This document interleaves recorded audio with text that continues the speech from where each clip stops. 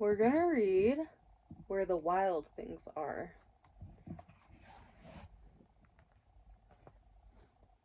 The night Max wore his wolf suit and made mischief of one kind and another,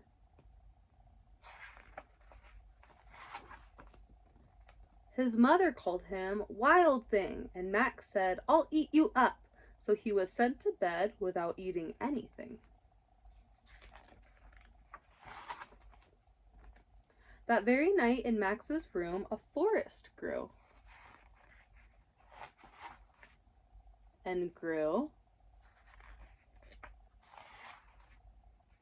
and grew until his ceiling hung with vines and the walls became the world all around. And an ocean tumbled by with a private boat for Max, and he sailed off through the night and day.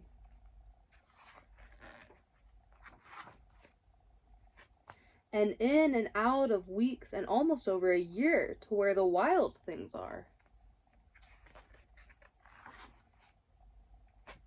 And when he came to the place where the wild things are, they roared their terrible roars and gnashed their terrible teeth and rolled their terrible eyes and showed their terrible claws.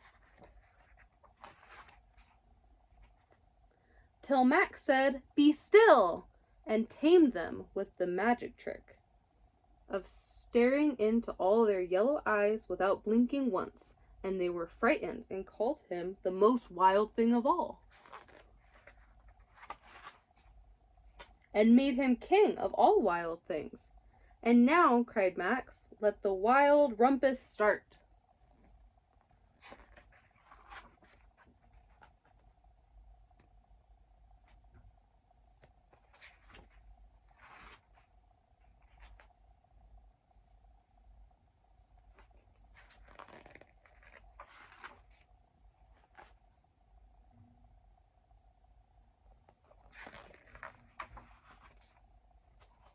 "Now stop," said Max, and sent the wild things off to bed without their supper.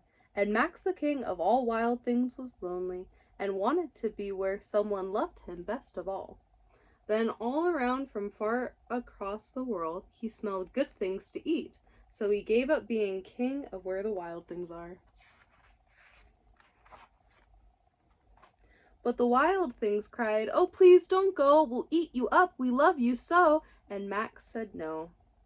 The wild things roared their terrible roars and gnashed their terrible teeth and rolled their terrible eyes and showed their terrible claws, but Max stepped into his private boat and said goodbye. And sailed back over a year and in and out of weeks and through a day.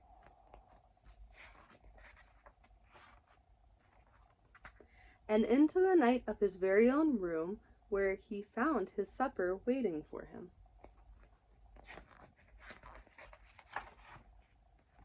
And it was still hot.